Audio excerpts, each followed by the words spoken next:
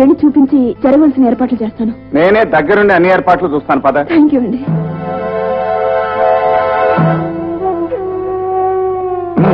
త్వరగా ఎక్కించండి.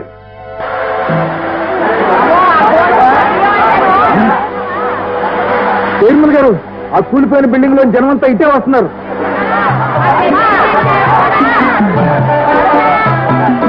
ఆ సామాన్ లోపల పెట్టేసి డోర్ మూసేసి వారిని బయటికి తీసుకోండి.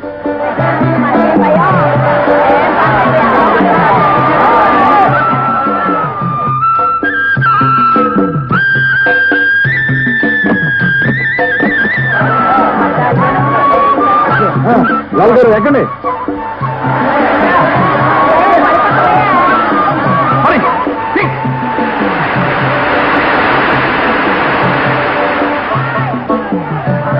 ఆగండి ఆగండి ఆగండి.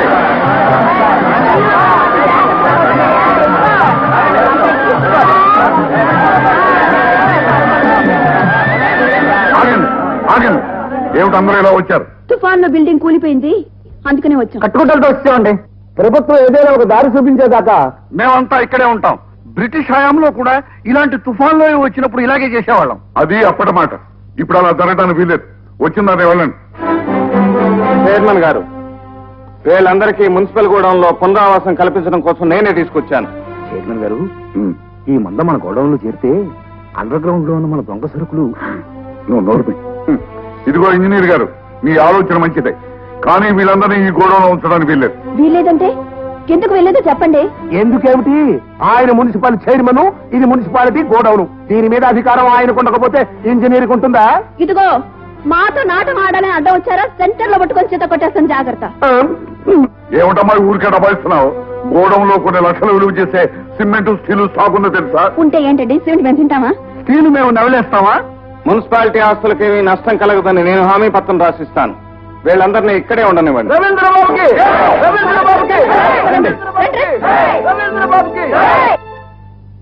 చిచి, ఈ కూర ఎలాగైనా ఉంటాం? ఈ భోజనం కుక్కలు కూడా తినవు. చాలా ఊరుకోండి. మీరు ఇలా అంటారనే ఈ కూర పక్కింటి స్టూడెంట్ కురోడికి పెడితే పళ్ళెం కూడా నాకేశాడంట. కురాడు మీకు తెలీదు, కొత్తగా వచ్చాడు. చిచి చిచి, ఈ తొక్కుడు పచ్చడి ఎలాగైనా చేయడం నీ మొహంగా ఉంది.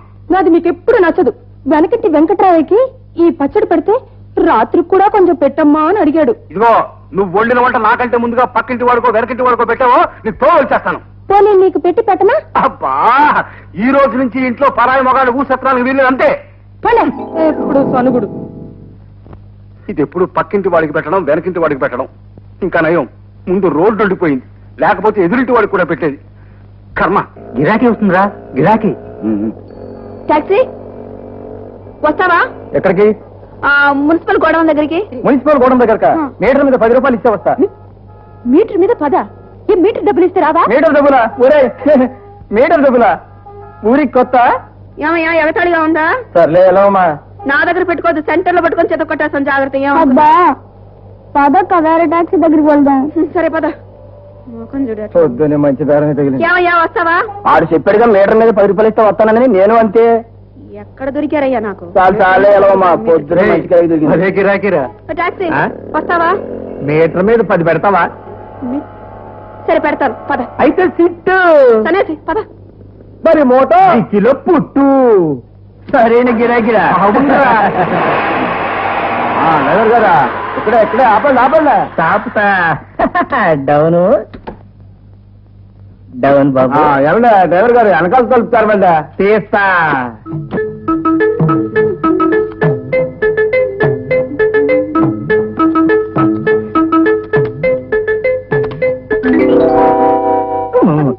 ఏమమ్మా, ఏంటిది? ఇదేమిటా? ఏంటి, ఇది కూడా తెలీదా? 10 రూపాయలు. అది తెలుసులేమమ్మా. మీటర్ 15 రూపాయలు జరిగింది. 10 రూపాయలు ఇంటి వెళ్ళిపోతాయి. నేనంతే ఇస్తానయ్యా. ఎలా వెళ్ళిపోతావా? నాకు కుదరదు.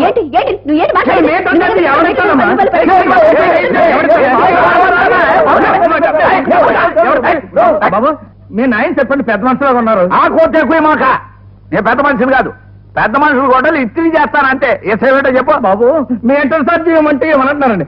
అయితే మీరు చెప్పండి బాబు. చెప్పండి. చాలా అతను ఎంత అడిగాడో అంతే ఇచ్చాను. ఏంటి అడిగా నువ్వు?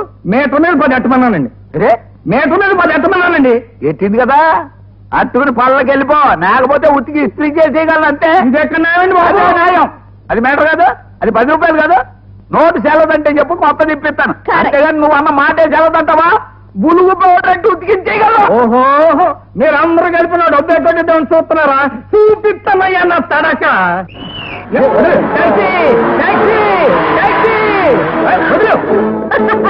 చూసారా మన తడక?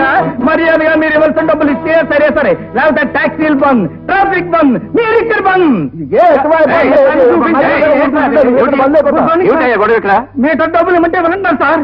అబద్ధం. అతను మీటర్ డబ్బులు అడగలేదు. మీటర్ మీద 10 పెట్టమన్నాడు. అదిగో మీటర్ మీద 10 పెట్టాను. చూడమ్మాయి, విషయం అర్థమైంది. డ్రైవర్ ఏదో పొరపాటుగా అన్నాడు. అతను మీటర్ డబ్బులు అతనికి ఇచ్చి వెళ్ళిపోతాడు.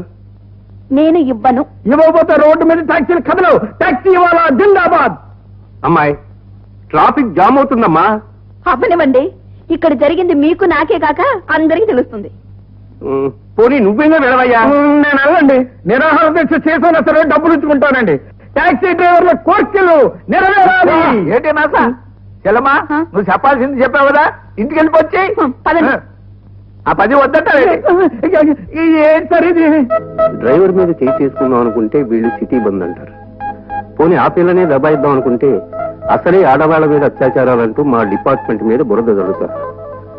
ఈ పరిస్థితుల్లో నేనే డబ్బులు తీయడం మంచిది.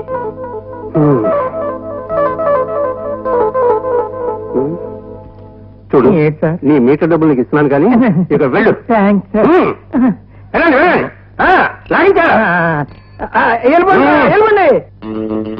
భాస్కరం, డాడీ.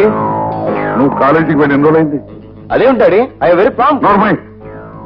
నువ్వు కాలేజీ పాలిటిక్స్ లో షైన్ అయ్యి, టౌన్ పాలిటిక్స్ లో ఎంటర్ అయ్యి, స్టేట్ పాలిటిక్స్ లో సెటిల్ అవుతావు. కాలేజీకి పంపిస్తే ఆడపిల్లలు లాంటి తిరుగుతావా? డాడీ, నేను ఇక ముందు ఎప్పుడు అలాంటి మాటలు వింటాను వెళ్ళదు. వెళ్ళి చదువుకో. కాళేశ్వరరావు గారు, రామయ్య లాల్ రా. కూర్చో. ఏం కూర్చోవడం ఏమిటో, మగుళ్ళు కూర్చు తీసుకురాకుండా ఖాళీలా. ఇలాంటి విషయాలు నిదానంగా మాట్లాడుకోవాలయ్యా. విషయం చెప్పు. మగుళ్ళు కూర్చు తీసుకురాకుండా ఖాళీ లారీలు తెచ్చేవేమిటయ్యా అని పార్టీ ప్రెసిడెంట్ గారు నన్ను కోపడ్డారు. ట్రాన్స్పోర్టేషన్ కష్టం అయితే ప్రెసిడెంట్ గారి కారు ముందు పెట్టి వెనక లారీలో సామాన్ తీసుకురామన్నారు. అది కాదయ్యా, అనుకోకుండా వరద బాధితుల పేరుతో కూలి జనం వచ్చి ఆ గోడౌన్లో చేరారు. దాంతో అక్కడ ఉన్న వస్తువులు బయటికి తీయటానికి వీలైపోయింది. మరి ఇప్పుడు ఎలాగండి? ఈ సంగతి ఆయన గారికి తెలిస్తే ఆయన మిమ్మల్ని కూడా బ్రతకనివ్వరు. సింగపూర్ నుంచి కొత్త సరుకు దిగుమతి అవబోతుంది. అది మార్కెట్ లోకి వస్తే ఈ వస్తువుల రేటు పడిపోయి నష్టం వస్తుందని మీతో చెప్పన్నారు. ఇప్పుడు ఆ సామాన్ అక్కడి నుంచి తీస్తే చాలా ప్రమాదం సార్. తీయకపోతే నాకు ప్రమాదం సార్. పోనీ మీకు వీలు పడిపోతే ఆ డబ్బు తిరిగి ఉండి ఆయన గారికి ఇచ్చేస్తాను. ఇదిగో, అనవసరంగా నువ్వు కంగారు పడకయ్యా. కాళేశ్వరరావు గారు ఏదో ఒక ఉపాయం ఆలోచించి ఆ సరుకు అక్కడికి చేరుస్తారని కష్టానికి నచ్చ చెప్పవయ్యా. అలా చేయవయ్యా, అలా చేయి. ఏమిటో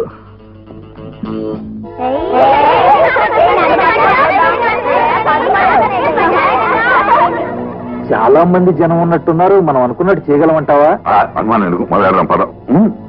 రఘుపతి ఎవరు బాబు మీరు? తుఫాన్లో ఇల్లు పోగొట్టుకున్నాం. చైర్మన్ గారు ఇక్కడ ఉండమన్నారు. తప్పు బాబు. గాంధీ గారు పుట్టిన ఈ దేశంలో బ్రాందీ తాగడం చాలా నేరం బాబు. చూడండి బాబు, గాంధీ గారు ఏమన్నారో తెలుసా? ఒక చెంప మీద కొడితే రెండో చెంప చూపించమన్నారు. ఏది చూపించు? కాలానుగుణంగా గుణాలు కూడా మారుతాయని తెలియక 2 చెంపలు పగలగొట్టించుకున్నాను. ఎవరో గొడవ చేయడానికి వచ్చారు చూడు. ఎవరన్నా మీరు? అరే బ్రదరు, అదిగో చాకు. ఎవరేంటే నీ బావని గుర్తుపట్ల? అలాగా బావా, వస్తానే. నాకు స్నానం చేయిస్తావా?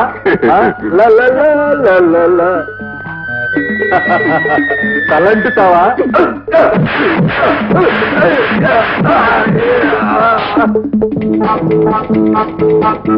శాంతి శాంతి శాంతి ఏంటని నాతో పెట్టుకున్నారంటే సెంటర్ లో పట్టుకొని చేత కొట్టేస్తాను. జాగ్రత్త. నిన్ను చేత కొడతానే.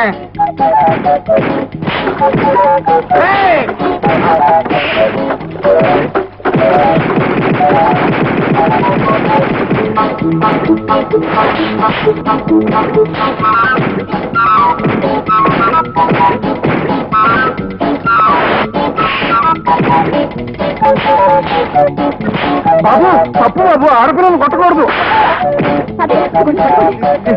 ఈ దేశానికి స్వతంత్రం ఎందుకు తెచ్చానని బాధపడుతున్నానమ్మా. మీరు తీరిగా కూర్చొని బాధపడండి, నీలోగా వాళ్ళ సంగతి చూస్తాను. జాగ్రత్తమ్మా.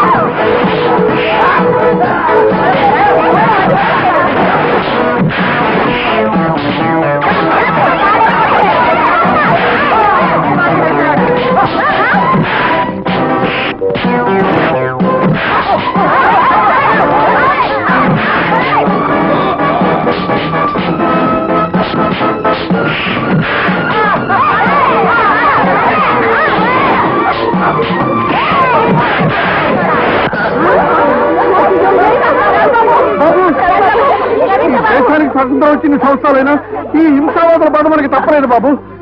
ఎంత పనైంది. జాగ్రత్త, వెళ్ళిగా. ఆవిడ మిమ్మల్ని అనుమానిస్తుంది. తాము మంచి తిరుగుబోతేంటి? నేను తిరుగుబోతుని తాగుబోతునే కాదు, పొగరబోతులు కూడా. జాగ్రత్త. రుద్దు పోతులే ఇడిదే. మిగతాది లోనకెళ్ళి చెంబుతో తోగుకుంటారే, దాంతో రుద్దుకుంటాను. నీకెందుకు?